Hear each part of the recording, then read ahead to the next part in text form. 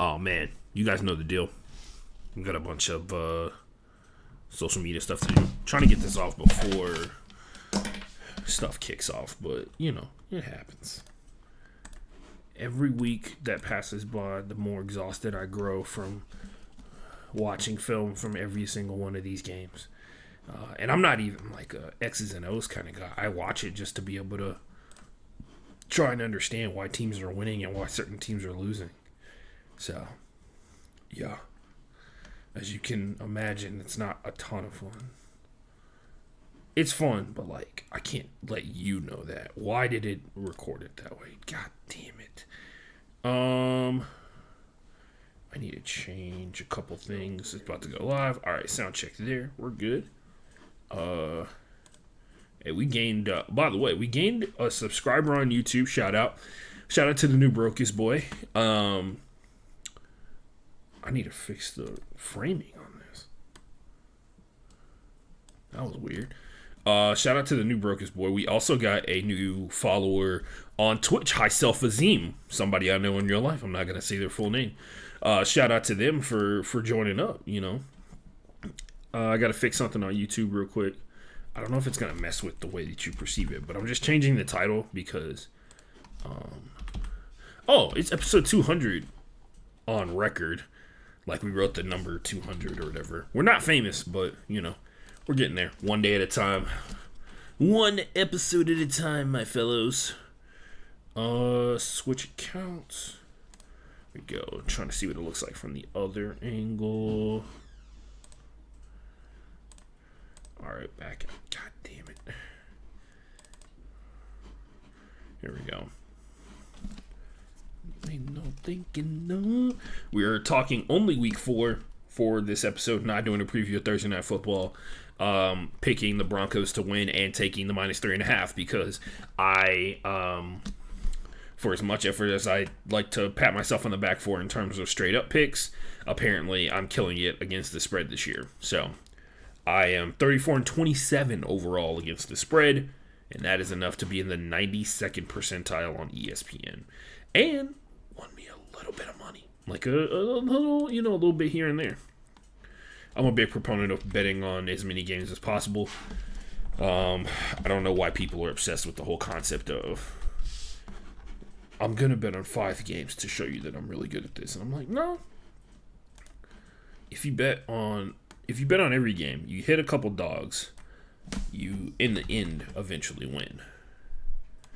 Overall. Especially if you got a low buy-in, get high results. Because at the end of the day, you're just trying to hunt dogs. You know what I mean? You're hunting the dogs aren't hunting you, type of thing. NFL, foosball, football, TNF, MNF, and SNF, I guess, bro. Sorry, I needed this in particular. That was the link. And are we gonna close YouTube? I think we are. By the way, shout out to all the big fancy people that are going to TwitchCon. Like, I know multiple people who are going for business reasons. It's wild. I know one guy in particular, BB_smooth on Twitch. Go give him a follow. He is chaos incarnate. He is also pretty funny. He streams video games.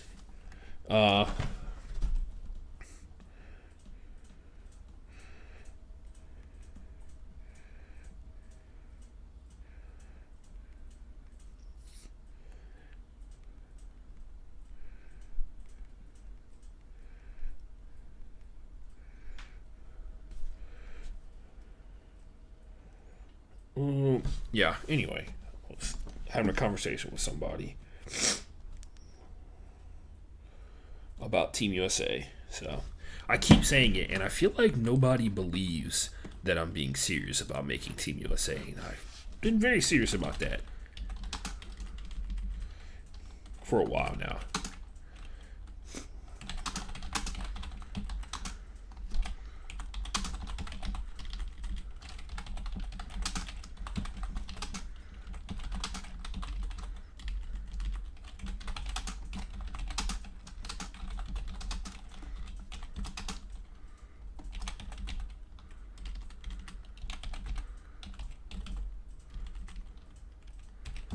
And I think you know.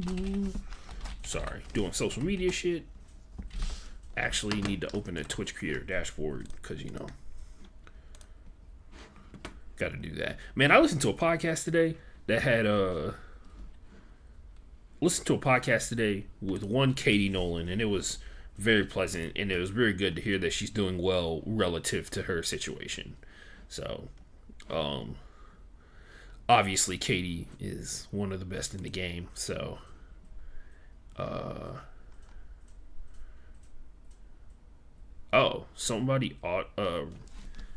it cut highlights automatically. Whatever. 6 minutes ago. Why are you being weird about this? All right. Now, I listened to her on Spinsters. So if you're, first of all, you should subscribe to Spinsters. It's a very good podcast. It's sports most of the time, in particular basketball. They have Jordan Liggins, who is a really good broadcaster overall, and she works with the WNBA, and I think she does NBA stuff too on the side. But yeah, check that out.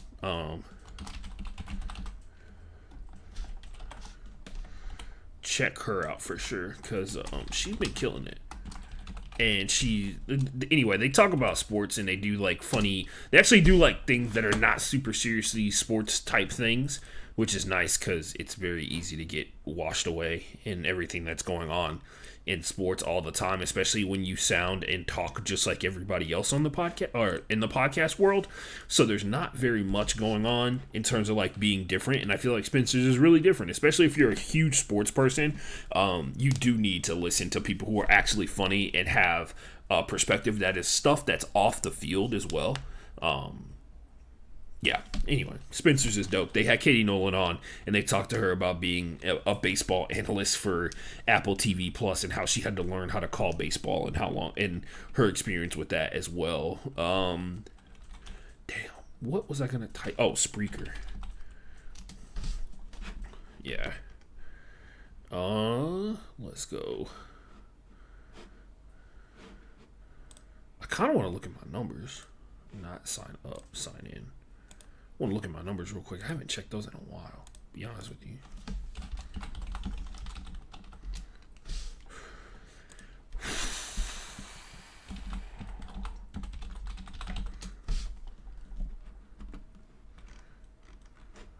Wait. We shouldn't be doing this because we're on a time crunch, but not really. Definitely have it mentally accept. By the way, yeah. I've been going through it, man. I've been feeling pretty shitty lately. I'm not even gonna lie.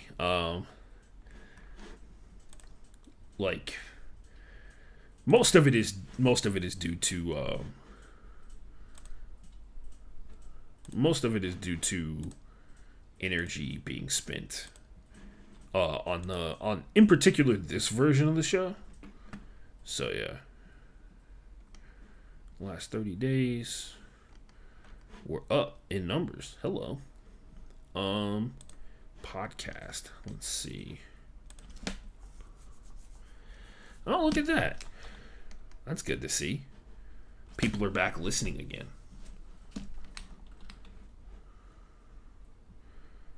This is crazy. We're consistently getting people listening again. Numbers are up. Big numbies. Big numbies. Let's see. Where are they from? And I'm not even tweeting out the link to the podcast like I should be, to be honest with you. These are people who just are subscribed to the podcast and listen. Sources. Let's see what locations they're coming from. Apple Podcasts. We're getting a lot of listeners on there. All right. Not surprised. Evolution. What the hell is that? Geolocation. Here we go. Somebody in Alaska is listening. Some people in Canada. I know who those guys are. Shout out to my peeps. Shout out to my Canadian peeps. Anyway, I needed the podcast link and got distracted. Sorry, guys. That's not it.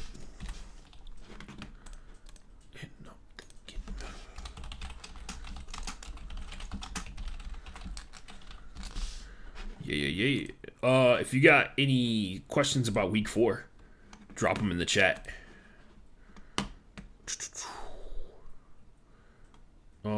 Yeah. There we go. Copy, paste.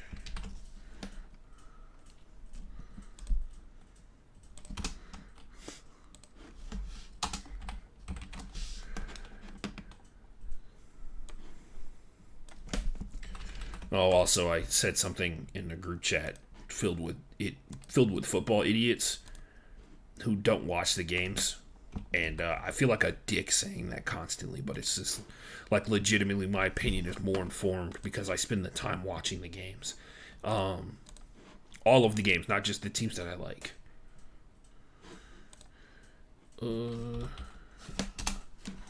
And they had a whole situation. I said I'm very concerned about the Browns going to the Super Bowl. The Browns going to the Super Bowl. It's like a legit thing, and I'm not even fucking around. I'm honestly not.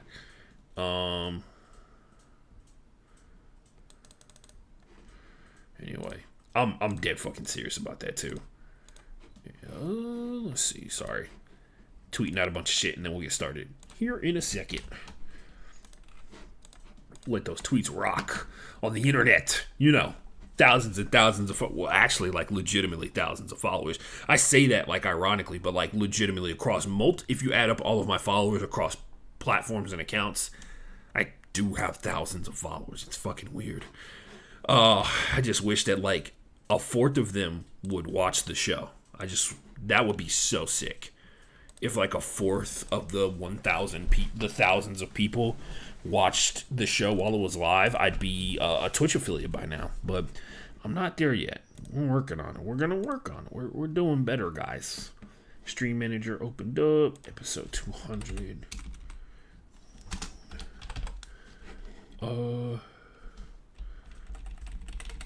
Get over there. There we go. Week 4. Save changes. Spreaker's open. All right, man. We're about to get this popping real quick. Going live in 3, 2, 1.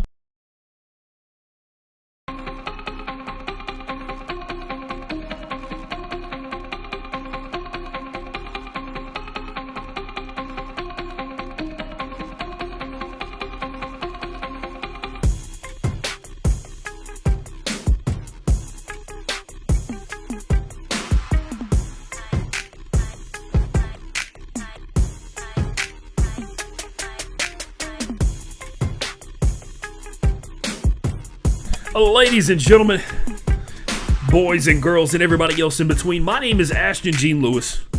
This is the Broke Boys Sports Podcast.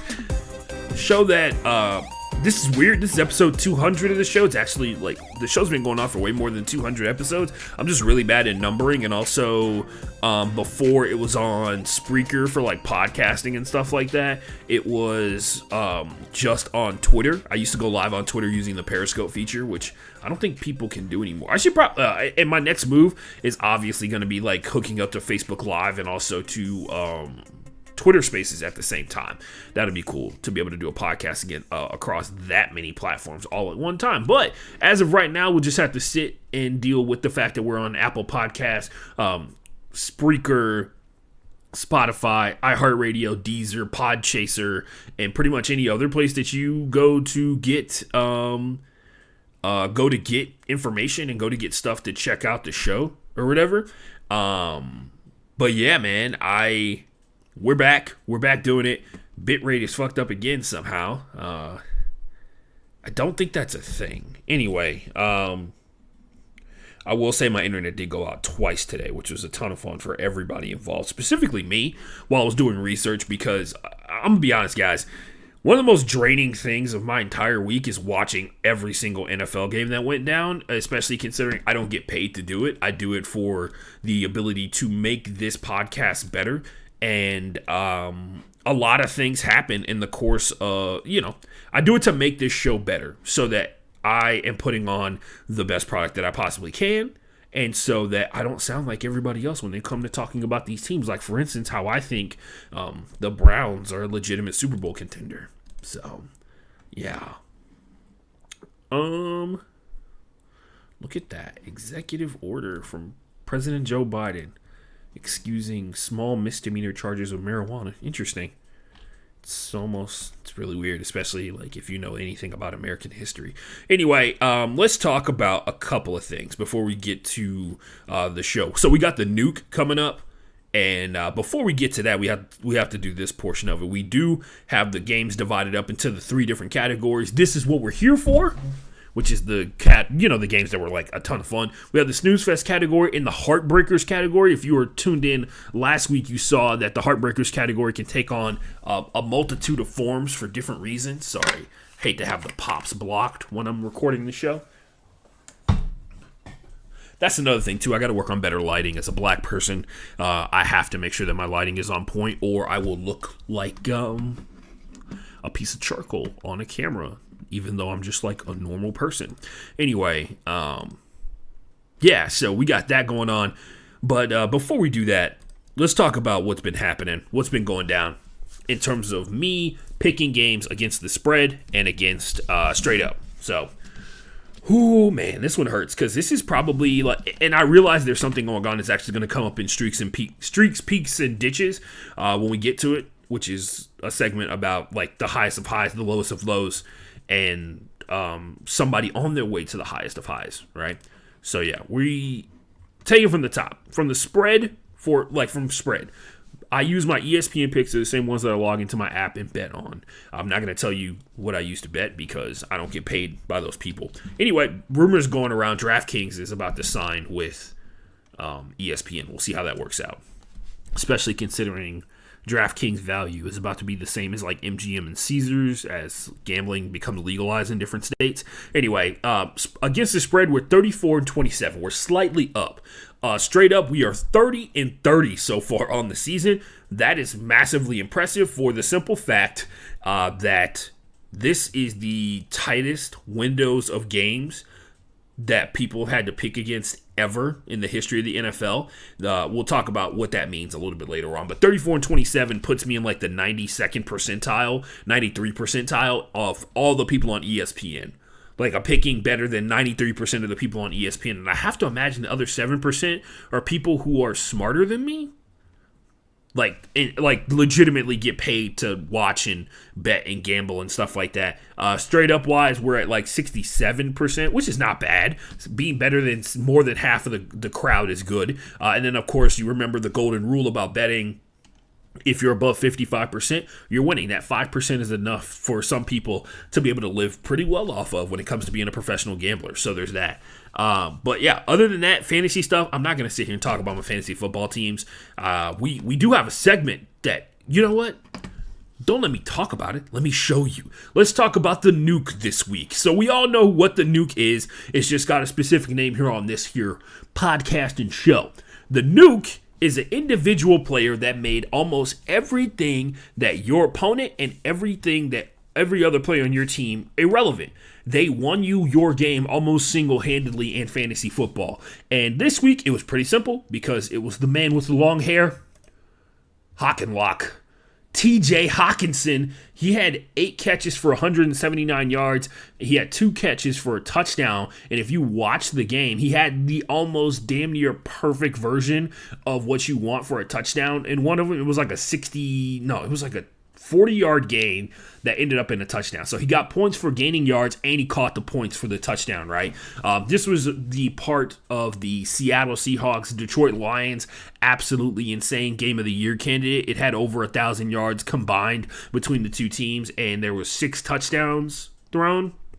In this one, massive runs from both groups of running backs, in particular from Rashad Penny and Kenneth Walker Jr. Geno Smith and Jared Goff looked like they were the 2 best quarterbacks in the NFL.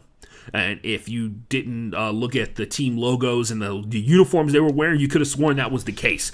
But nonetheless, the man who shined the most out of amongst all of those is TJ Hawkinson. Absolutely insane breakout game for TJ Hawkinson, a guy who's been killing it ever since he got drafted out of Iowa. We don't talk enough about how Noah Fant and TJ Hawkinson were on the same college football team, and that said team did not even get close to going to the playoffs. That Iowa team had 2 top end NFL tight ends and couldn't figure out how to win games consistently. That was there was a lot of Iowa classics going on there. 21-14 is a little bit of a high-scoring affair when you're talking about the Iowa Hawkeyes, and there was a lot of those matchups that year. But nonetheless, TJ Hawkinson, the nuke this week for fantasy football. So we move on to streaks, peaks, and ditches. If you're not familiar with it, allow me to explain. So, a lot of good things happen in football and a lot of bad things happen. And a bunch of stuff in between also happens, but we don't talk about that. Who cares about that?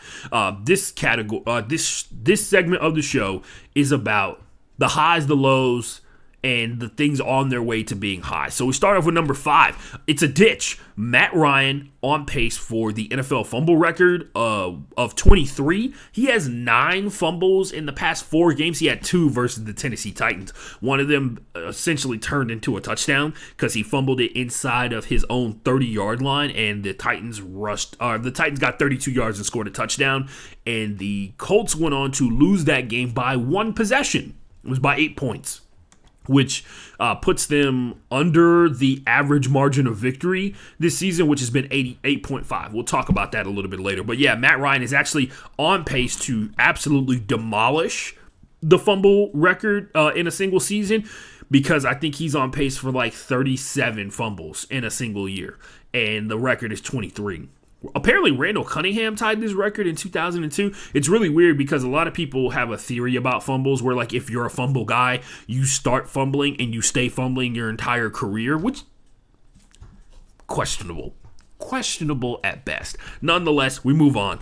We got a peak. Of the 64 games that have been played so far this season, 50 of them have been within 1 score in the fourth quarter, which is the most ever through 4 weeks. There was a lot of other stats that went with this as well. This is from an Associated Press article that was released yesterday about something that was noticed by ESPN and talked about by ESPN in the first 2 weeks about how close every single game was. The same thing can be said about week 4. Through week 4. So all the games have been relatively close. There have not been many blowouts. I think most of the blowouts have been featuring the Washington Commanders, even though they played a really close game versus the Detroit Lions last week. So that's something to keep in mind. It's one of the things that's actually helped Vegas out a bunch. They have had freakishly high level luck when it comes to over-unders throughout the course of this season so far, and it has been on display. The close games have been really impressive. You see this happen. I talked about it last week. I hinted at it, where it's like you look at some of these games and there are teams who look polar opposite of what they look like in the first half of games, and it's a good and a bad aspect of it, right? There are some times where some teams' offense goes completely dormant and their defense is still locking down, still buying time, still going out there and getting stops, and then the opposing offense that's been asleep the entire game all of a sudden wakes up in the third and fourth quarter. We're going to talk about a couple of those this week because guess what? Week 4 had a lot of close games as well. Moving on, I think this is the last one. Our streak for this week is David Njoku. If you've not been watching any of the Cleveland Browns games, so how do I describe this? So Jacoby Brissett looks fantastic. Has been looking really good throughout the course of this entire stint here. They're almost at the halfway point of the Deshaun Watson suspension, and the point that's being made is when Jacoby feels slightly uncomfortable or Kevin Stefanski wants some quick yards, they go straight to David Njoku, and it's not even a question.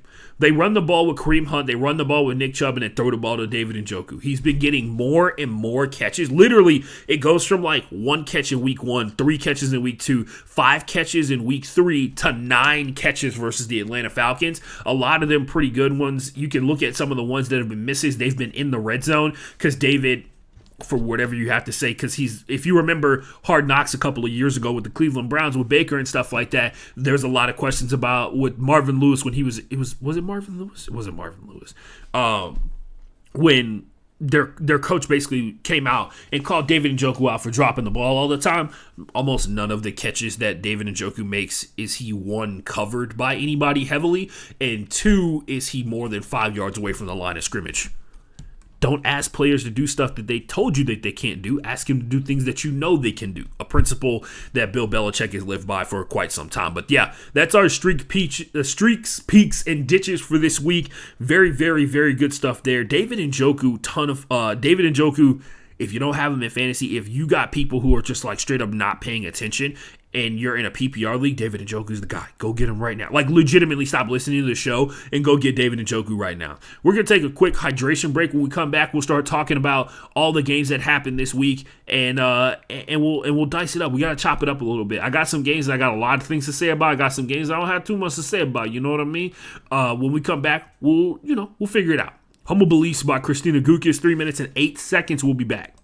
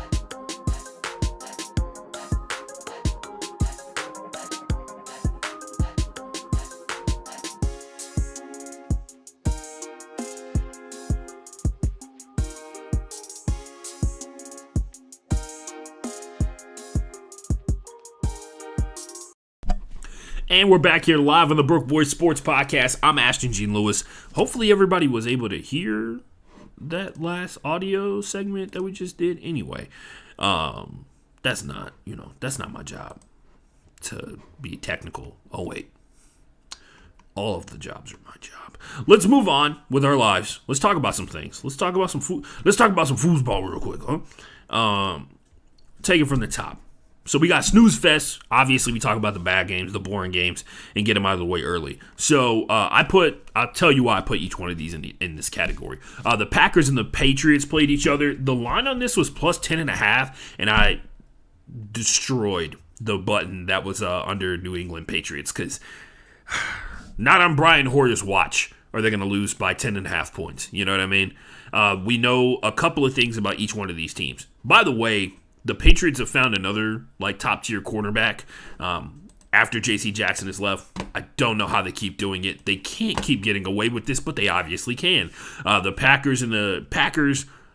Packers-Patriots finishes 27-24. It takes overtime for the Green Bay Packers to figure this out. Basically, the Patriots have 2 or 3 good drives throughout the course of this entire game. They pull Brian Hoyer. Billy Zappi comes in, and Billy Zappi, if you're not familiar with them, his claim to fame this past draft season, because he's a rookie quarterback, is that he had the best arm power in terms of like throwing speed out of all the rookie quarterbacks. And we've seen what happens with Josh Allen. When you have a lot of the physical tools, it can overcome the mental acuity stuff while you're adjusting to the NFL, and then eventually all those things collide together, and then you become unstoppable. You kick it into God mode and keep kicking ass, like one very great G4 show I used to watch called Cheaters used to say all the time. But yeah, the Packers in this situation, once again, the wide receiver aspect of this is still trying to like work itself out. Training camp, you're probably like, oh man, that's what training camp's for. That's not how football works.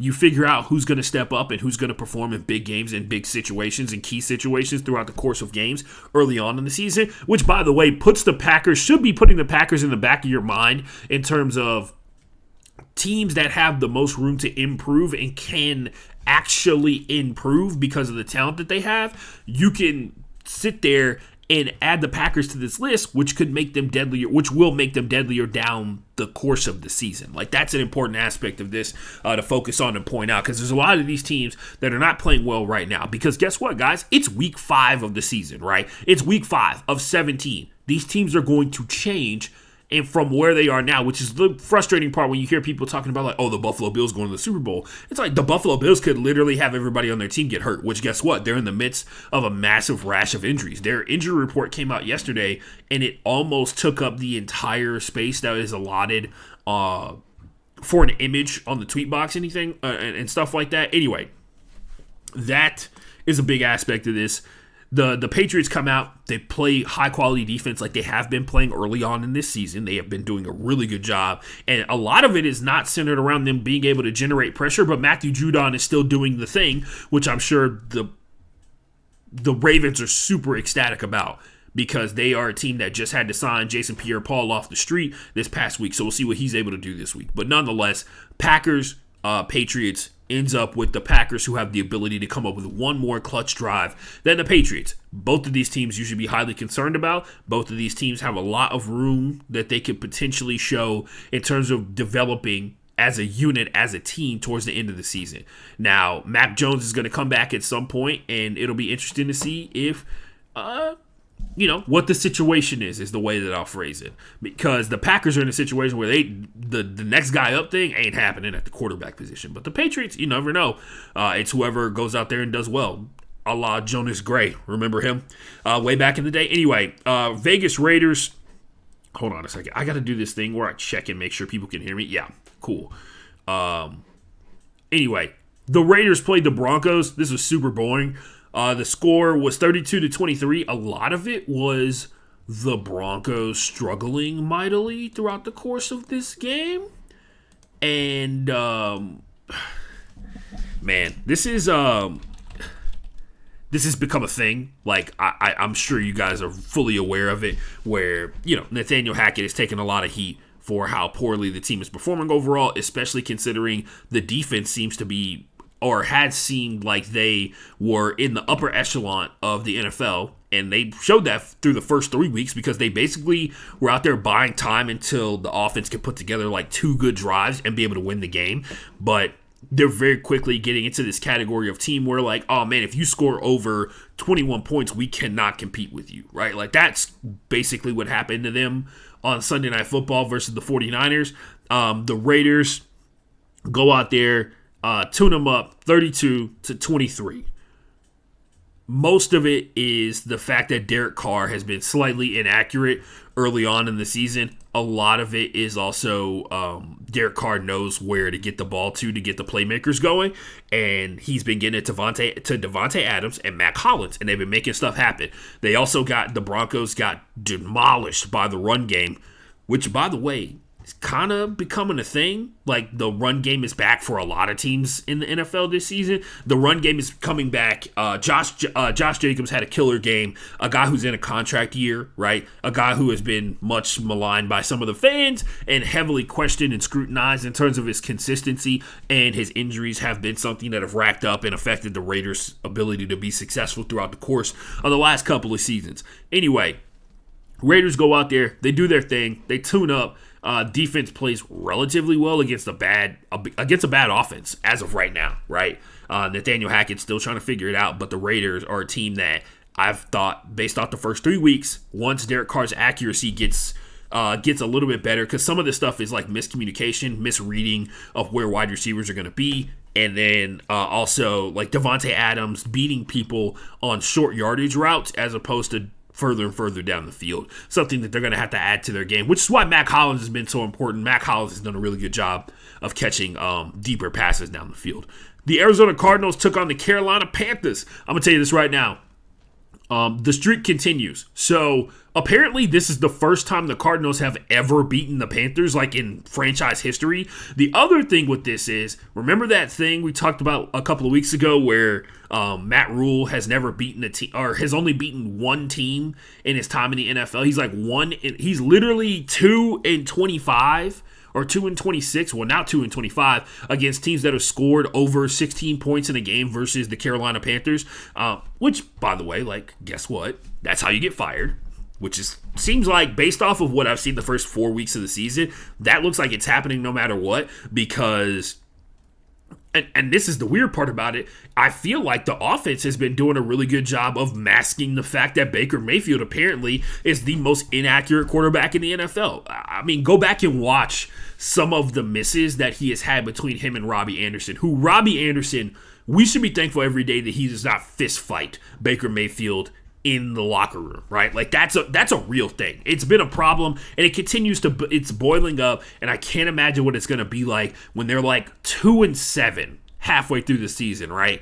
And Baker Mayfield pops off at the mouth a little bit too much. Sometimes he gets a little angry. Sometimes he's a testy little fellow. Sometimes, as some people would say, but nonetheless, inaccurate Baker Mayfield shows up again. The defense for the Carolina Panthers continues to look really good against the Arizona Cardinals, who probably, when DeAndre Hopkins gets back, they're going to look a lot better than they do right now, because quite frankly, versus the Rams, they look really bad. But we also have to take into factor the Rams defense is really good. They have a ton of talented players all over the field and all that kind of stuff like that. But nonetheless, the Cardinals were able to muster up a good chunk of this. I think we can all agree that if there's any side of the ball that is an issue for the Cardinals, it is the offense.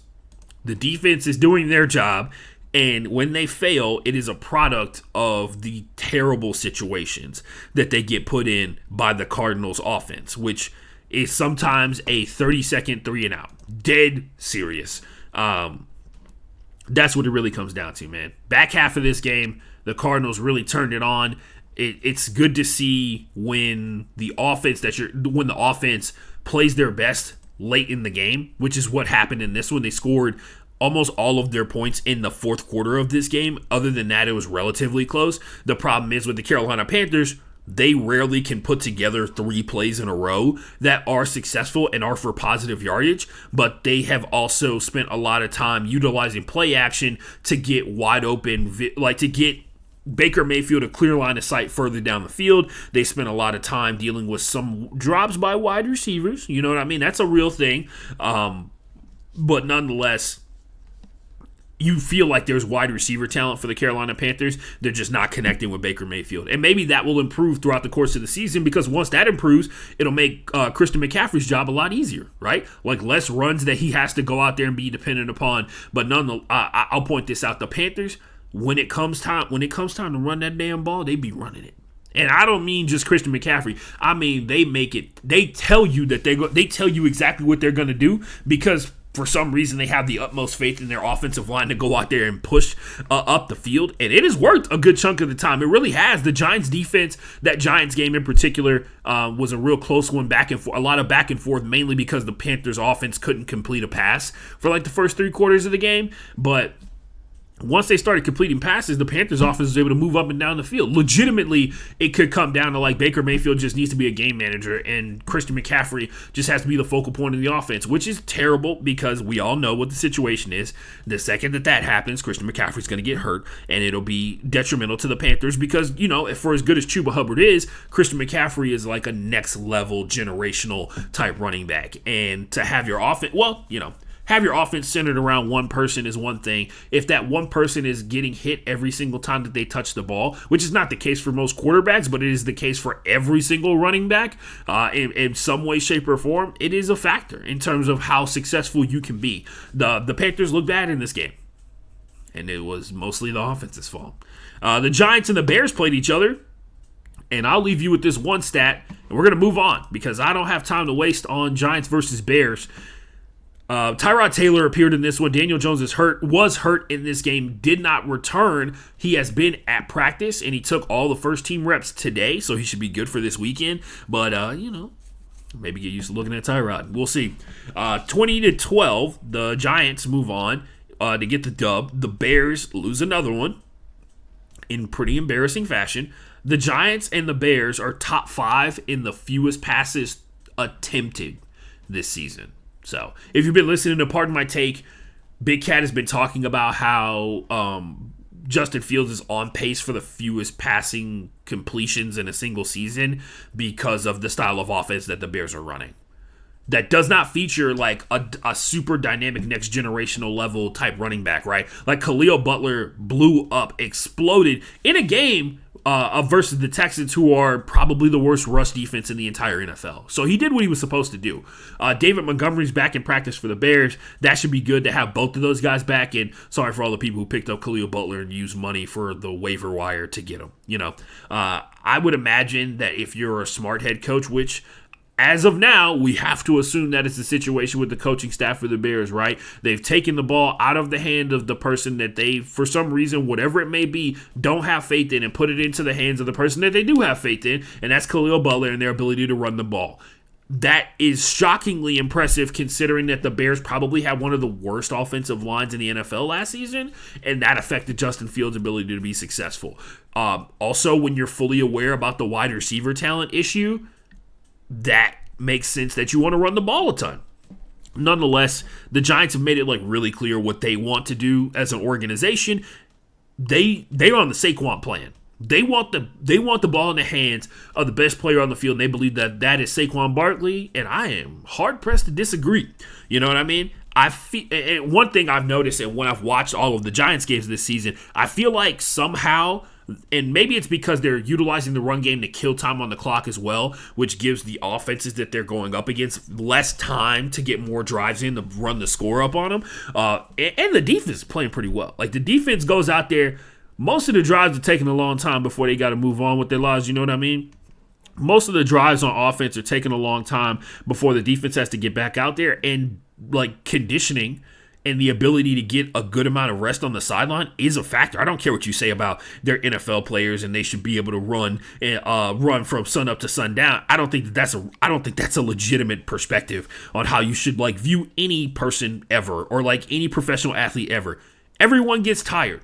And so when you can do your job as an offense to stay out there for a long time and set your team up for success, I call that a win, man. The Giants scored in every single quarter in this game, and they gave up one touchdown in this one. So, actually, no.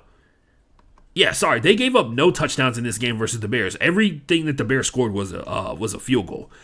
That's a factor. The Saquon plan sets up the defense for success, and it sets up the offense for success because it moves the ball up and down the field, right? I will also point out, when you are an offense and you pass the ball for 71 yards as an NFL team in the year 2022, I too will be focusing on running the ball. They've also had a massive amount they got a weird wide receiver situation going on. So they got Kenny Golladay, who they've paid a bunch of money to, who they have not been playing for whatever reason. And when he has played, he has not played, made an explosive play or played very well.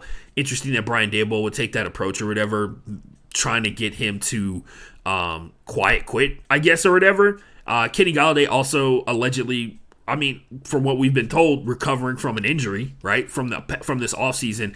Kadarius Toney is hurt again. That does happen. He's a dynamic, explosive wide receiver, and when you go from 0 to 60 as consistently as he does when it comes to playing wide receiver in the NFL, injuries tend to pile up really quickly. So he's hurt. He got an ankle injury or something this week. Combine that with the fact that, they lost Sterling Shepard because he tore his ACL, and now they're dependent upon Davis Sills who, if I'm not mistaken, played quarterback when he was in college, to go out here and make some magic happen. So, like, you know what I mean? You know what I mean? Like, they're on the Saquon plan, is the way that I'll say it. They're concerned about their wide receivers' ability to block up the field. That is a real thing for the Giants. But like I said before, they have a really interesting knack for dragging the opponent into the mud with them and trying to win the fight in the gutter. And it's panned out for them so far. They've also not played very good teams, but I'm not here to judge that. They can only play what's put in front of them. You know what I mean? Moving on, next category. As a matter of fact, moving on to our hydration break. I've told myself I'm going to take a hydration break between each one of the categories to stop myself from, one, getting a runny nose, and then two, from, dry mouth, all that kind of stuff like that. I drank a lot of coffee before this show started, guys. So, your boy's a slightly dehydrated. We're going to fix that. We're at, I think, 82 ounces of water so far right now. But we're going to take a quick hydration break. You feel free to hydrate whatever you want to. Your boy Ashton supports you as long as it's not going to be something that ends up with you dead. If it only slightly kills you, I'm down. You know what I mean? I'm down for it. We're going to play On the Night. And that's 3 minutes and 15 seconds. We'll be right back right here on the Broke Boy Sports Podcast.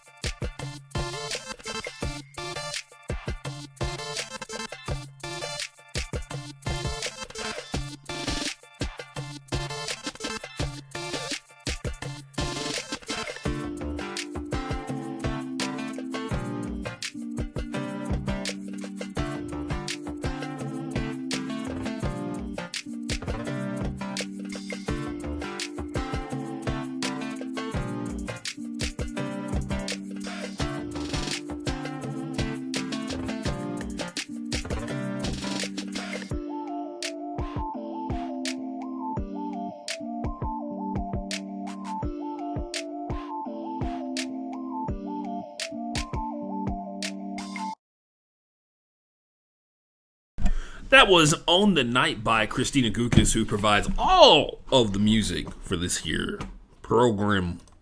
Sorry, did I say it right? Sorry, let me kick it into Texan. Program. We got hold on a second. So we got a chat on YouTube. In football, in my opinion, this year Manchester City will win the Champions League. They have the best morale in the world. De Bruyne and the best goalkeeper in the world, Erling Haaland. I will point this out. Haaland's been, whatever. You know what? Never mind. If I reveal to people that I care about soccer, this show's ratings will plummet to depths that they'll give me -5 viewers if I tell people that I know anything about soccer. I'm just gonna move on with my life, as should you. We got two more categories and then we're done. And we're trying to get this show under an hour and a half, so we got to power through this real quick. So we're in the Heartbreakers category, all heartbreaking for different reasons, and I'll explain why as we go through it. So the Heartbreakers category starts off with the Tennessee Titans' 24-17 victory over the Indianapolis Colts. The Colts, who continue to spiral, I think. We mentioned already how Matt Ryan is on a record pace in terms of turnovers, in particular fumbles, but other than the 2 fumbles in this game, he played not terrible. Could he be improving? But yeah, these 2 stats may shed some light on the situation for the Colts. The Colts are 18th in the league of 32 in terms of time in the pocket for their quarterback. Matt Ryan is also the 4th most blitzed quarterback in the league. And also, Derrick Henry is still alive. Derrick Henry still has a pulse, and he's still doing things. He killed him. One of the best defenses in the NFL, in my opinion. And sometimes you have to admit that there are defenses that are burdened by having to essentially carry an offense. And because of that, their numbers do not reflect the level of skill that you see on the field at any given point in time, especially towards the back end of games where they've been on the field for vast majority of the first, second, and third quarter. And now they're expected to go out there and play even better in the fourth to give the team a chance to win. So that factors into it. I think the Colts are one of the better. I think the Colts are top 10 in the NFL in terms of defense overall. Shaq Leonard, who has been having one hell of a year, coming back from back surgery, by the way, in the offseason, he broke his nose in the course of this game. Absolutely insane, especially considering helmets and how they work.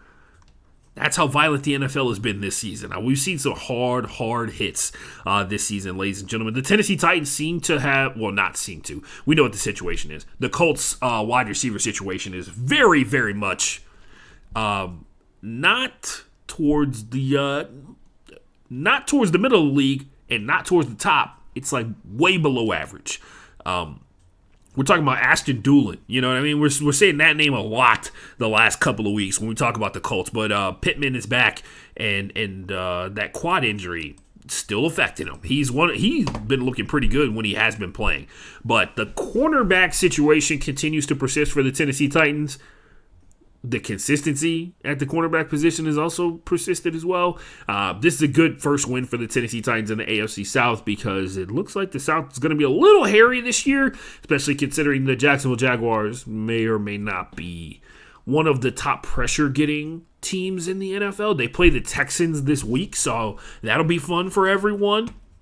Since the Eagles kind of struggled with the Jaguars, the Texans, we'll find out. James Robinson about to go off, though. If you have James Robinson in your league, you need to make sure that he's starting because, like I said before, the Texans, and we'll talk about him when we get towards the end of something. We're going to talk about him next, but we'll talk about the undoing of the Texans and what their problem is. But yeah, Tennessee gets a win over the Colts. This is yet another loss that leads a lot. I'm sure the Colts fans are fine. I'm sure they're being totally reasonable about this team that does not look like they're very good right now. It is week 5. I'd like to point that out, but also continue to spiral. I appreciate that because me personally, I've been doing that. My level of expectation into this season is pretty low. I'm actually impressed with some of the things that I've seen from the Texans overall. Sometimes they play well. Most of the time they are not playing well. Speaking of which, let's talk about what happened on Sunday. The Texans played the Chargers and lost 34-24. I will point out a couple of things. This was a tale of two halves for both of these teams. The Chargers offense essentially shut down in the second half until the fourth quarter rolled around. Coming into this game, the Chargers were the team that had the most known talent between these two teams, and it was on display. Like, eventually, if you have more talented players, you're going to make more positive plays, and I would argue that the Chargers had less than 10 negative plays on offense throughout the entirety of this game, which is why they ended up with 34 points. But in really high-level Chargers fashion, a lot of their really talented players were not available because of injury. The Chargers apparently have been watching film, or just like did a basic Google search of, like, they went through and they sorted all the teams in the NFL and they hit the rushing yards button, and it starts off and organizes the whole list by rushing yards, who has the most, who has the fewest rushing yards against them, and they hit it again, and it showed who had the most, and the Texans were in the top 5, right? And they were like, maybe we let our really good running back a little loose. You know, we let Austin Eckler get a little loose here. And Austin Eckler goes on to have the best game he has had all season. He has gotten more, I think he had more rushing yards in this game versus the Texans than he had the entirety of the first 3 weeks of the season going into this one. They are second worst in total rushing yards surrendered despite playing multiple close games so far this season. And they also give up a league-high 5.1 yards per carry. The D-line has struggled pretty mightily in terms of contain, if you watch the film of it and everything like that. They also got called for holding multiple times in this one when there were double teams working their way up to the second level. The D tackles were, while they were backing up, getting pushed back and stuff like that, which happens is two grown men pushing one grown man. Typically the math is going to work out in your favor. But nonetheless, they got called for defensive holding multiple times, which gave new life to a couple of Chargers drives, as a matter of fact, especially late in the game. Specifically, in this game, the Chargers murked them with the simple flat route multiple times. In the fourth quarter, for Austin Eckler, he got a touchdown out of one, and I think he got like a 25-yard gain on like 3rd and 7. In a situation in the fourth quarter that would have set the offense up pretty well if they had been able to force that stop. The Texans, up until this game, have been outscored 30-0 in the fourth quarter. That changed quite mightily. They scored a couple of times in the fourth quarter of this matchup. This is the opening to the fourth quarter, by the way. So, just to describe how chaotic this game was towards the end, the first 3 quarters were decisive. Well, really the first 2 quarters were decisively to the Chargers, and then the offense kind of cooked up a little bit. The defense kind of perked up a little bit. But in the fourth quarter, this is how it started. A 58-yard catch by Nico Collins, who, by the way, we've been waiting so long to talk about Nico Collins. If you are a Texans fan, if anybody who's not a Texans fan or not crazy obsessed with this stupid league, does not know who Nico Collins is, he has been killing it as a Texans wide receiver. When Brandon Cooks was out, he was the only wide receiver that really stood out amongst a flurry of other people. I will also point out, it's very funny to see the Chargers double-teaming O.J. Howard. They legitimately did that multiple times in the red zone. 58-yard catch by Nico Collins to start out the fourth quarter. That was immediately followed by the first touchdown pass to a wide receiver this season for the Texans, and it was Brandon Cooks, obviously. Davis Mills, not Jalen Mills. Jalen Mills has been killing it for the Patriots, though. Davis Mills, at this point, had completed 7 straight passes. 7 consecutive passes. He had a couple of drops in the first half that really affected the Texans' ability to move down the field. DeAndre Carter, who we talked about last week in terms of his record season on the line early on in the season. I think it was week 2 when we talked about him. He fumbles the following kickoff, and the Texans recover it. The Chargers, he fumbles the following kickoff. The Texans get a field goal out of it, and basically, that is the last time the Texans score in this game. No, it is the last time the Texans score in this game. And the Chargers go on to score 10 more points, right? 34-24 is how this game wound up happening. And I would also point out, at no point did I really feel like the Chargers offense was really absolutely disrupted or interrupted in terms of what they wanted to do. Some of the stuff was mistakes on their end. They got killed. The Chargers killed the Texans zone defense. And in particular, they killed the fact that the Texans defense multiple times forgot to defend or send somebody to cover Austin Eckler, whether it be via zone or to actually man up with Austin Eckler. And it killed them multiple times over. I would also like to connect, there were a shit ton of penalties on the Texans in this game, a lot of them self-induced. They are 5th in the league in terms of total penalties called against, so not surprising. Other one in the Heartbreakers category, the Dallas Cowboys 25, the Washington Commanders 10. This is heartbreaking for multiple reasons, and I'll start off with the most obvious one. The Cowboys have now won 3 straight games, and it is not good for us, like as a people, as a collective of sports fans, and excluding Dallas Cowboys fans, of course. Like I hope you all understand that I shouldn't have to say it by this point. I exclude everything that Dallas Cowboys fans do away from my life. I try to keep them as far away from me as possible. Even the people who I call my friend, I try and keep their Dallas Cowboy-ness away from me. But a man by the name of Cooper Rush has somehow figured out how to stabilize an offense that's like relatively decent. They've played not the greatest talent on the face of the planet in terms of teams they've gone up against. But guess what? This is a divisional matchup that they won. It is one of 2 times they will face the Commanders, and they got to win. That is massively important in terms of trying to win the NFC Beast. You know what I mean? The Cowboys are going to have to play the Eagles at some point, and that matchup is going to be interesting, especially if Dak Prescott is back by that time, because apparently he's healing faster than people thought, and I'm sure he is healing way faster than everybody thought, because Cooper Rush has come out here and not fucked it up. You know what I mean? There's been a lot of times where Cooper has made, I'm going to be honest, Cooper been dropping some dimes a couple of times here and there. But for the most part, a lot of his success is that he don't really turn the ball over. You know what I mean? How long can a backup keep the magic going? I will say there is a lot of loose magic available in the NFL, and maybe that is the product. Maybe that's what we're witnessing right now. The ghost and the remnants of Ryan Fitzpatrick influencing the NFL and creating these chaotic finishes towards the end. Because I feel like, you look at some of the stuff that happened in the Falcons game, look at some of the stuff that happened in the Seahawks-Lions game, you look at some of the Cowboys games, how a lot of these games will come down to the wire seems very Ryan Fitzpatrick-esque, if you will.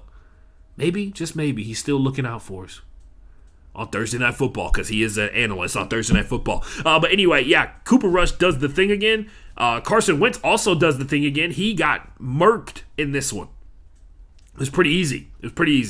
Carson Wentz, I think, is the most sacked quarterback in the NFL as of right now. He also is top 5 in pocket time, like top 5 in fewest amount of seconds in the pocket. I think his is like around 2.4 or whatever. And I've never seen a quarterback whose arm talent and really, like, throw decision-making is so parallel opposite of his wide receiver's mentality of how to approach certain defensive alignments. We've seen Jahan Dotson emerge, wide receiver from Penn State. Now, tell me if you've heard that story before. A Penn State wide receiver is doing really well in the NFL. Scary Terry still doing his thing. Logan Thomas getting better and better every single week. The run game is, like, almost non-existent. I'll put that out there, which is a little shocking considering, like, I think Antonio Gibson is really good, and I think J.D. McKissick combined together with Antonio Gibson is a good run combination. But hey, it's very obvious what the situation is. I will also give credit to the fact that the Commanders defense has looked good in either the first half or the second half. It's never the first and the second half. So that factors into this as well. Couple more games and then I'm done. We are done after this one. So I think it's 4 more games. 4 more games. I think this may be the most games in got 1 game here in the Heartbreakers category. 2 more games in the Heartbreakers category that did not get placed there because I write the review of each one of these games and then I place them in the category that they belong in. I do not put them there and then right underneath the category. So the New York Jets played the Pittsburgh Steelers. The Jets win 24-20. This is heartbreaking in the sense that Mitchell Trubisky is no longer the starting quarterback for the Steelers, which I think, Steelers fans are super pumped about, but Kenny Pickett's here.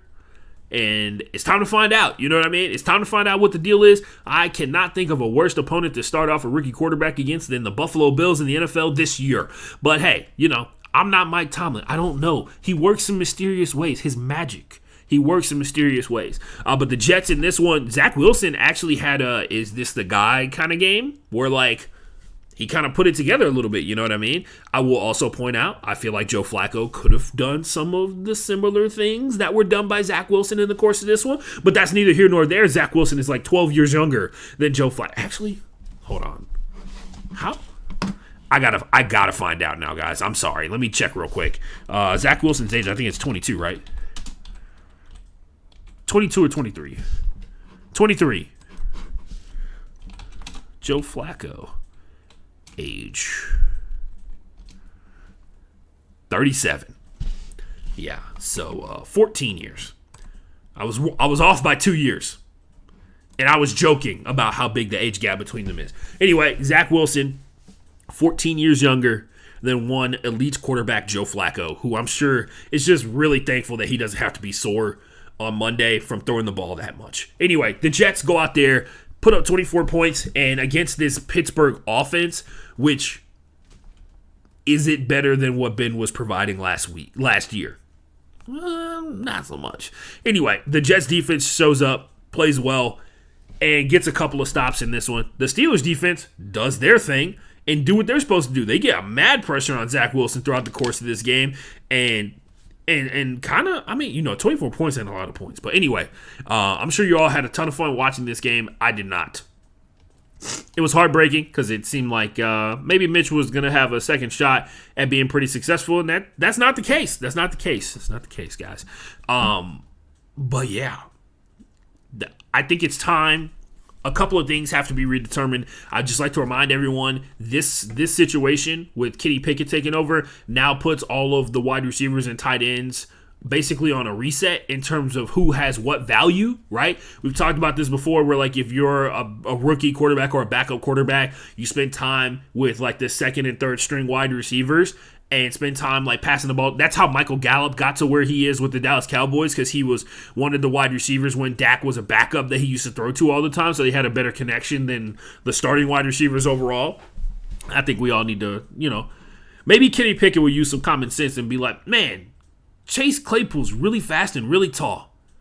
Maybe we just throw the ball to him. You know what I mean? That's kind of what I was banking on this season. Anyway, speaking of banking, wait, I don't even know how to connect this. Anyway, the Vikings played the Saints 28-25. Justin Jefferson went off, which is shocking because it was Marshawn Lattimore. Absolutely iconic photo dropped this week, and it's Justin Jefferson with Marshawn Lattimore falling over behind him and Justin Jefferson stepping over him. And yes, when you go to his Instagram account, he has posted 3 of those photos of him in the photo of him initially catching, stepping over Marshawn Lattimore some more. And then the 4th photo is now Clippers head coach for the LA Clippers, Ty Lue, being stepped over by Allen Iverson. Obviously, you got to do what you got to do. You know what I mean, man? Like, sometimes you get set up for things, and you got to learn how to walk through the door. Just walk through the door sometimes. You don't have to be a genius when it comes to being, like, clever on social media. Sometimes all the tools are laying right there in front of you, and you just got to use them, baby. And Justin Jefferson, mad credit to him, he used them. That's all you need. That's all you need. Anyway, 28-25, Kirk Cousins able to pull off a decent game, and it showed up big against the New Orleans Saints defense, which, by the way, you got to start asking the question, how long can these guys hold on until they break? Like, how long can they deal with the fact that their offense basically doesn't show up until the second half of games until they completely stop functioning for all 4 quarters? Because there's only a certain amount of time where you can be successful existing in this manner. Also, maybe a quarterback without a broken back would help. Andy Dalton did play in this game, and they looked a little bit different, like as a team and as an organ. Like, they looked a lot different in terms of the ability to be consistent of getting the ball up and down the field. Like, the fact that they scored in 3 of the 4 quarters is massive for the Saints, because most of the Saints games have really been like, we scored a bunch in the first half or we scored a bunch in the second half. You know what I mean? That's important. But yeah. Nonetheless, Justin Jefferson goes off, and the Saints offense can't muster up more points. 25 points for Andy Dalton, an Andy Dalton-led offense this late in the game. That's pretty good. He's a backup quarterback, and he went out there, he got you 25 points versus a potential playoff team, which the Vikings' consistency has, 4 weeks into the season, the Vikings' consistency is already being brought into question. We'll find out if they figure it out. But the 2 turnovers really did him in on this one, especially when you got a backup quarterback starting, and it's Andy. I know Andy's used to be good, but he's a different guy now, you know what I mean? But yeah, that's it for the Heartbreakers category. The heartbreaking part was how the game ended. The double doink, legitimately a double doink incident in this matchup. This is what we're here for, is the category of games that were absolutely dumbfounding amazing. The Kansas City Chiefs versus the Tampa Bay Buccaneers. Everybody's talking about this game as if the Buccaneers got blown out. This is the best offensive performance we've seen out of the Buccaneers all season. And I don't think it was one of those products of like, oh man, the Chiefs defense sucks. This was the legit, like, they finally were able to kind of semi-run the ball, but most of it was like Tom Brady being able to get the ball down the field. Mike Evans did the thing where he's like bigger and taller and faster than everybody else, and so he was able to catch the passes that were over the middle in dangerous territory and be successful. Still waiting on Leonard Fournette to really blow up in this game. The Chiefs used everybody. I think the Chiefs got a catch for like 7-8 guys. Hold on. Let me look it up real quick. The Chiefs got, what? Looks like 7. 7 people caught a pass for the Kansas City Chiefs. By the way, in case you haven't figured it out, the big joke on everybody is that none of the wide receivers are the primary target for the Chiefs. Like Marquez Valdes-Scantling got 1 huge catch in this one. He had 3 catches for 63 yards. And then Juju Smith-Schuster coming up big. Juju is really important because he, 1, is a thicker wide receiver, and then 2, he does really good with the stuff that's close to the line of scrimmage, whereas like Marquez Valdes-Scantling has to get further down the field. I know that the Packers used to use him for screen action a lot because he has the ability to explode really well, and he's a bigger dude, so when he falls forward, he gains yards or whatever. But like Mecole Hardman, the guy that we all thought that was going to blow up this season because Tyreek Hill finally wasn't getting like every other play called custom plays for him to be successful, right? Has like really just fallen off a goddamn cliff this year. Hopefully they figure it out late in the season. Knowing the Chiefs, they're working in everybody else, and their initial plan is to work on Mecole Hardman in the back half of the season. Because up until this year, he had been on a steady trend upwards in terms of like yardage, catches, yards per catch, and all that kind of stuff like that. We'll say the Chiefs seem like they got 2 guys they can depend upon at the running back position. Isaiah Prochet, who is the backup running back for the Chiefs, took over for looks like he's hopped Jerick McKinnon in terms of efficiency. We've now had multiple times where Isaiah Prochet has taken the ball and then 3 people hit him and somehow he is still moving forward. There's a lot of video evidence of that happening and it being very disturbing to watch for somebody that small. And I think they said he runs like a 4.3 or something like that. So yeah, like I said, mad disturbing. Clyde Edwards-Helaire had a huge game in this one. Right up the middle, too. Not a lot of stuff to the outside. We'll point out, the Chiefs putting a lot of emphasis on running that ball a little bit. You know what I mean? Moving it up and down the field. They had a couple of double leads where they had the tight end and the tight end and the guard curl around the left-hand side of the offensive line and just literally go shoulder to shoulder with their right tackle, which provided enough support and created a bigger wall while their running backs built up speed, and they just had to beat them to the edge. And if one of the guys, either the tackle or the tight end, got past their initial blocker, they took out the closest defender, and now the second closest defender, which is typically going to be the safety, has to come down and make a play on Clyde Edwards-Helaire. They did that a couple of times, and it worked to perfection, especially considering Clyde is so fast. So, and then on top of that, Clyde's like not a one tackle, like not a one person hits me and I'm going down kind of guy. But yeah, the Chiefs, they were turning up the entirety of this game, and the Buccaneers, once again, teams that lead the category and they don't need your help to beat you, the Kansas City Chiefs. Tampa Bay Buccaneers, 2 turnovers in this one, man. 2 fumbles, lost both of them. One of them was the opening kickoff of this game. So that's a little discouraging when you take away the first possession of the game, and then you get the first possession in the first half, and you get the first possession in the second half, which is how you build up a 10-point lead and pull away in this one. But yeah, the Chiefs with 28 points in the first half of this game. Insane, bro. Insane. Buccaneers still looking pretty good, though. Team that we all know, they get a couple more weeks of doing this. They've shown that they're progressively getting better. That Saints game, you can kind of like throw that out because like the Saints have basically been the kryptonite for the Tampa Bay Buccaneers since Tom Brady got there, and that doesn't look like it's going to change anytime soon. And without Mike Evans, the following week they struggled a little bit. Still waiting for that big Julio Jones game. Don't think that's going to happen, which is very sad for me. Not from a fantasy perspective, but just for a football fan perspective. Julio Jones was like one of my favorite wide receivers to watch do cool things because he was like huge and ran fast. You know what I mean? Ravens, Bills. The Bills win 23-20 in this one. Big story out of this. J.K. Dobbins is back. And the first game, like legitimately 2 games into playing back, and he blows up like he never left after tearing part of his hamstring, his MCL, his LCL, and ACL. And he's back. You know what I mean? Can't wait to see what they look like when they have Gus Edwards back, because then it's going to be the real 3-card Monty game. You know what I mean? Like, it's all 3 of them standing back there. By the way, Ravens using that full house formation a little bit. I saw that. Actually, I saw full house, which, by the way, is like it's just a pistol formation, but the running backs are 2 yards in front of you to the left and to the right, and you snap the ball, and you can run out of the formation, obviously, but whatever direction you run, the running back on that side, the running back the opposite side, becomes the lead blocker for the run. And sometimes you can run option read out of it where like both of the running backs run to the right, you pull the ball out, you're running to the left, and you're wide open.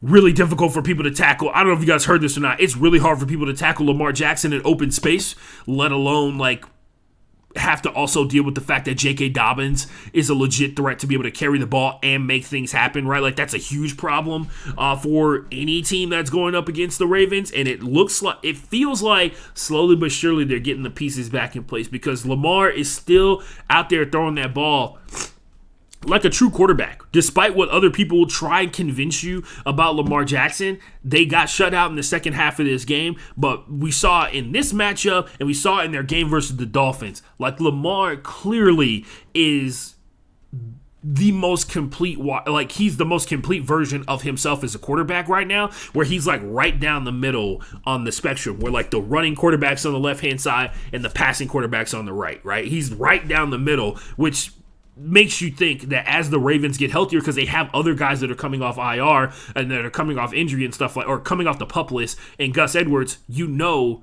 that they're going to be a better team at the end of the season than they are right now. They've played a couple of huge games. The Buffalo Bills and the Miami Dolphins are more than likely going to be playoff teams. And I think that's like a legit thing, because I think Teddy Bridgewater is going to get better at running the Dolphins offense as the season goes along if Tua doesn't come back, which who knows? And honestly, who cares if Tua comes back, because we're more concerned about Tua being able to read and write. You know what I mean? Like, that's a legit thing that comes with massive concussive blows in back-to-back weeks from NFL players. So, for whatever you have to say, the Ravens got shut out in the second half of this game and lost by 3. Their defense was on point. The pass rush, in particular, from everything that I saw, looked like it did the first couple of weeks. In particular, that game when they played against the Jets, felt like the pass rush was really swarming against Josh Allen, and that was what generated the struggles. Can't wait to see them play each other in the playoffs, though. It's going to be lit. It's going to be dope. This is a fun game to watch because, one, I'm a big fan of defense, and then, two, they had like some crazy-ass plays that definitely happened in this one. And like I said, love to see teams running the ball and being able to be pretty being powerful in this one. The Buffalo Bills have been a team, especially after this game in particular, that pointed out how they want to get back to running the ball successfully. Now that we're done with that, let's get back to let's talk about the best game of the entire week. Saved it for last for a reason. There's 2. Second for last on this one. The Seahawks played the Detroit Lions, and nothing that you thought happened in this one. The final score was 48-45, making it the highest scoring game so far this season. I know we're in week 5 or whatever, but that's important. It is one of the few games that has had over 100. I think there's 6 games in the history of the NFL that have 100 combined points, and I think there's like 15 games that have a combined 1,000 yards in this one. And the Seattle Seahawks had not only a score that has never been achieved in the history of the NFL, but on top of that, they had both of those 2 things that I just qualified it with, right? So, yeah, it was crazy. Apparently, Geno Smith doesn't know how to write. You know what I mean? He never wrote back. They wrote him off, but he never wrote back. He looked spectacular in this game, in particular because he does the thing well that the Lions get killed on if they compete against it. So a lot of people have theorized that Aaron Glenn, who's the defensive coordinator for the Detroit Lions, has leaned into 2 aspects to help the Detroit Lions be successful. One, playing a ton of man coverage And 2, they play the man coverage because they're blitzing more. I think they're like 4th in the league in terms of blitzes, sending more than one pass rusher. And they're number 1, I believe, in corner or defensive back blitzes so far this season in the NFL. And that it pays big dividends against quarterbacks who are bad at against the blitz. Do you know what Geno Smith's number 1 stat that everybody's been talking about for the past 4 weeks is? He is the best quarterback in the NFL so far against the blitz, against the pressure. It's crazy, but it's true. And that is basically what this game got surmised by. It's actually insane that this game was a 3-point matchup towards the end of it, because by a product, the fact that this is a 3-point game was a product of Jared Goff killing the Seahawks zone defense that they ran and figuring out and throwing the ball to where his receivers legitimately were entering the holes in the zone that the Seahawks were running. So it was like they had 2 steps of separation from the nearest defender and were able to turn up the field and make stuff happen. They ran crossing routes that got people wide open, especially underneath for like the cover 3 stuff that they ran and the cover 2 stuff that they ran along with it. But overall, man, that Jared Goff that is playing into Detroit, somehow the Detroit Lions Jared Goff is better than the Rams Jared Goff. And if they could play like a smidge of defense, bro, they could creep towards the contender category if they could play some defense. But a lot of people think that they don't have enough talent to be able to play like a high level enough defense to be successful. I would also like to point out that the Detroit Lions are, once again, this is my second week saying this, the Detroit Lions are going to the playoffs. Like I fervently believe that. And I know they play a lot of close games and stuff like that, but I feel like this Detroit Lions team, last year, they didn't start playing well until the back half of the season. They didn't play well against teams that had high-powered offense. In this matchup, it felt like the Lions were going blow for blow with the Seahawks, man. Like, legitimately, even when, and I'll point this out, 7 of the 48 points that the Seahawks scored in this game were off of a 40-yard pick six from Tariq Woolen, not H-Town, but he's from Sealy. My cousin knows him. Anyway, he follows me on Twitter, and I've been trying to get him on this show. I was trying to get him on the show before he blew up in the NFL, but it only took week 4 for him to make some crazy-ass play happen. 40-yard pick six for the first play of the second half of this matchup. 7 of those points came from the defense. All 45 of the Detroit Lions points came on offense. It's crazy to think about, but that's true. It's a real thing.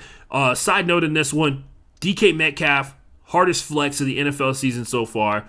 He had to go take a shit, and he didn't think he could make it to the bathroom, so he had the Gator cart come out and take him. By the way, during the TV broadcast, they did not know that's why he was going to the locker room. They found it out via Twitter, and that was the funniest part. He also quote tweeted the video of him getting carted to the alley. He was like he said that squish walk or whatever was not gonna make it, which is understandable. We've seen. I mean, honestly, man, like if you get to a point where you actively have to poop during an NFL football game, that means you ate a bunch of stuff. Like that, not a bunch of stuff, but like usually when you're in a high intense situation like an NFL football game or like a workout or something like that, your body like locks up those type of functions, right? And maybe it's because DK Metcalf truly is like 100% calm during an NFL matchup, which I would be too, because when I know that I'm going on to an area of the field where literally nobody is bigger than me, even the linebackers are not bigger than me, I wouldn't be tuned up or like super hyped or anything like that either. But usually like when you're in an intense workout situation like that, you don't find yourself like needing to poop or anything until after it's done. And yeah, it'll be like immediately after it's done, but it'll be after it's done. Like that's the thing too. Like that's an important aspect of this story.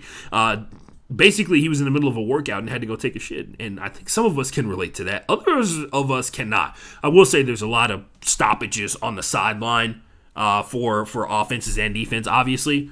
But back to the game, back to this crazy ass game. A weird moment in the third quarter. It was this is the fourth. No, it's the third quarter.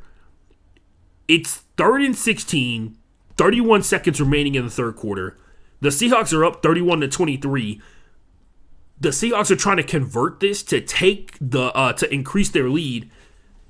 and they snap the ball, and like half a second later, the referees blow the whistle dead. The Lions fans thought they had gotten a stop on third down because Geno Smith threw the ball. The booth thought that he had thrown the ball away, and they were like, man, sometimes the pressure just gets to you and you freak out and you throw the ball away or whatever. But Geno Smith has been fantastic under pressure so far this season, and he's right.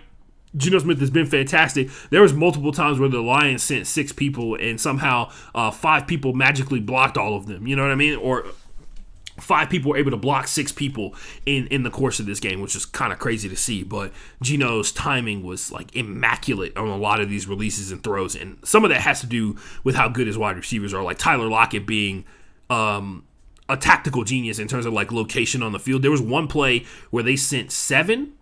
I think they sent 7. 2 of them came off the left edge. I don't know if Geno saw him, but his drop back almost put him into the path of one of the defenders who came unblocked. He steps up in the pocket to unload his throw, and it goes to Tyler Lockett, and he has to, so he steps up, he sees a D tackle getting free off of one of his center's blocks. He steps back on his back foot, flings it towards Tyler Lockett. Yeah, it had a little bit of air underneath it, but it was also kind of on a road. It was like one of those weird passes where obviously that's not the right pass to be able to get the ball to Tyler Lockett if you want him to be successful, but it is a ball that he can catch and make something happen with, and because Geno knew the middle of the field was wide open, he knew he could float that ball to Tyler Lockett, who had just sat down literally at the Lions like 20-yard line or something like that, caught it, turned upfield, got a bunch of yards.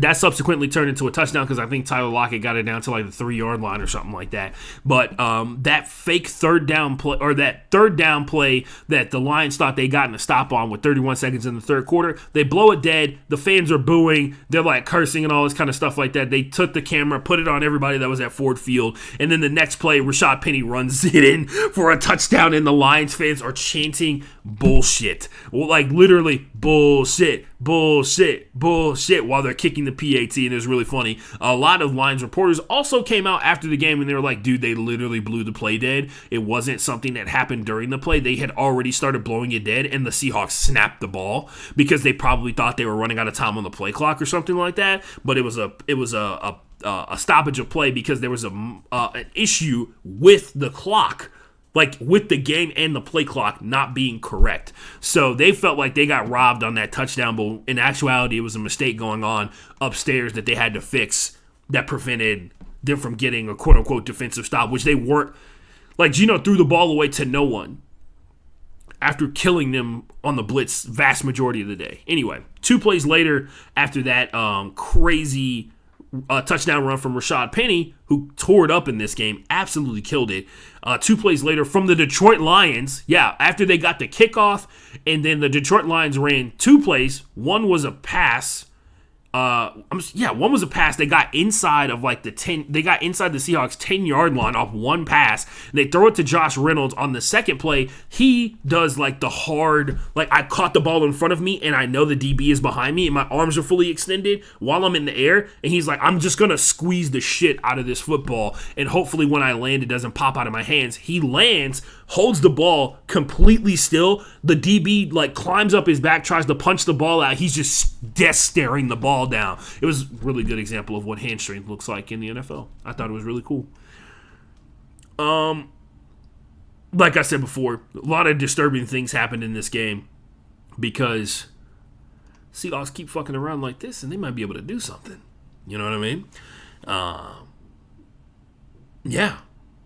Keep that in mind. Last game on this one, then we're done. I'm going to watch Thursday Night Football after this. The Atlanta Falcons played the Cleveland Browns. The Browns defense finally looks good at every point. The Falcons got in this game was a product of the Browns' mistakes. Like the Browns basically set the Falcons up to come back and win in this one. So let me make sure I say it right. I got to make sure I get the win, the score right, because it was pretty embarrassing. I'm not even going to lie that the Browns lost this one. They had it. They had this one locked up and they still kind of pissed it away. Anyway, at halftime, the score is 13-10. And then in the fourth quarter, the score is 20-10. In the fourth quarter. Let me make sure I got that right. 13-10 at halftime. It's 13-10 or 20-10 at one point.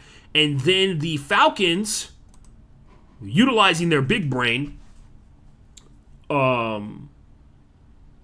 sorry, let me just describe how bad the Falcons were, because I think I need to give you a perspective on how badly they performed in this one. The Falcons recovered a fumble, scored a touchdown in this game, and they had a negative total yardage overall until 8 minutes in the third quarter because of a couple of scrambles from Marcus Mariota, and they went a full quarter and a half without a first down. So they got a first down in the first half, and they didn't get another first down until halfway through the third quarter. Marcus Mariota, when he dropped back, was either under pressure from the defensive line of the Browns. One of these guys, I think his name Sean Elliott, got his first sack in the NFL in this game. He was either under pressure or the person he was throwing to was smothered by the defensive back that was next to them. Case in point, at one point, Drake London is running an over route over the middle of the field, and Denzel Ward is running stride for stride with him. Marcus Mariota tries to throw the ball in front of Drake London, and Denzel Ward wasn't even at full speed yet. He sees the ball, runs faster, intercepts it. Drake London had no chance to actually get the ball. Legitimately had no chance to actually get the ball from Denzel Ward on the interception. The Falcons offense had more 3-and-outs in this game than they had in the 3 games prior to it in this season, because they had only had 3 leading up into this game. That's how crazy the Falcons offense has been. The Falcons started the fourth and had not scored since the first quarter. Legitimately, they did not score. They scored 10 points in the first, and then they scored 13 points in the fourth quarter. So, with the struggles going on with the pass game, with Marcus Mariota not being able to get anybody open or finding anybody open, either close or down the field, the Falcons do something that made just a little too much sense, and it warmed my heart. So, the Falcons decide we can't pass, so we're going to run the ball. And the first drive that started at the end of the third quarter for the Falcons and started the fourth quarter with it, they ran the ball 8 straight times, 75 yards down the field, and scored a touchdown. And it was the smoothest drive they had had the entire day.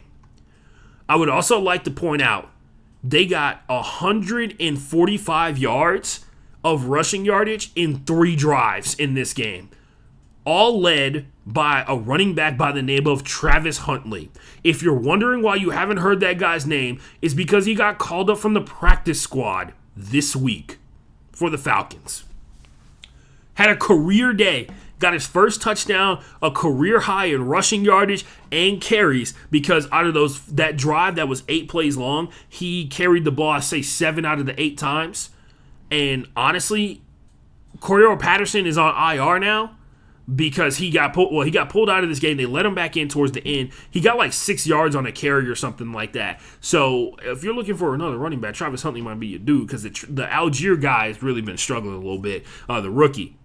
So that being said, going back to what I said before, 8 plays, 75 yards. You're probably wondering, hey, Ashton, what about the other yardage out of the 145? Well, the following drive, after the Browns got forced into a 3-and-out, they punted the ball away to the Falcons, and the Falcons ran the ball 2 more times, because they ran the ball 2 more times for a combined 60-something yards. Legitimately, they had Travis Algier had a 40-yard carry in this game. Let me make sure I get this right. So they ran the ball twice. They get to the 10-yard line of the they get to the 10-yard line of the Browns, and this is their second to last scoring drive here. So they got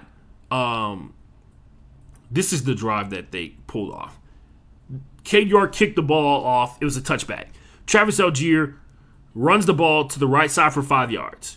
Avery Williams goes over left tackle for 21 yards. Tyler Algier runs for 42 yards. And then Caleb Huntley, who he ran for 2 yards.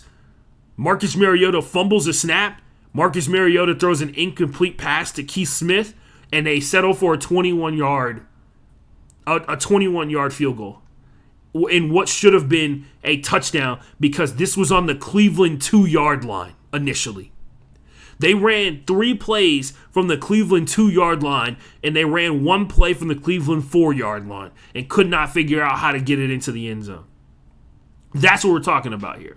The Falcons defense gets a stop in this one, in between this gap, and then the following drive for the Falcons that will put the nail in the coffin here. Caleb Huntley runs for no gain, passing complete to Zacchaeus. Cordero Patterson runs for 6 yards. Algier runs for 1. Algier runs for none. Younghoe Koo kicks a 45-yard field goal, nails that one, makes the score 23-20.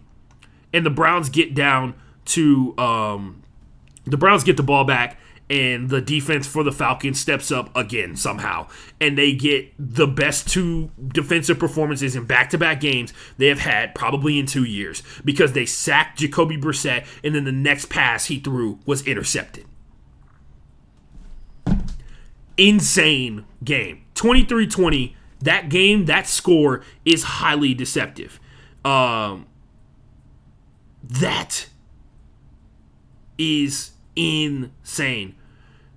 Insane into that game. Insane end. Loved it, though. Loved every single second of it. But I will put this out there. Falcons may not be much of a playoff team, in my mind. The Browns, though. I've seen almost every single snap that Deshaun Watson has taken in the NFL, right? Seen a lot of them. He gets added into this offense, the Browns may be going to the Super Bowl. Especially considering Jacoby Brissett has got the Browns playing pretty efficiently.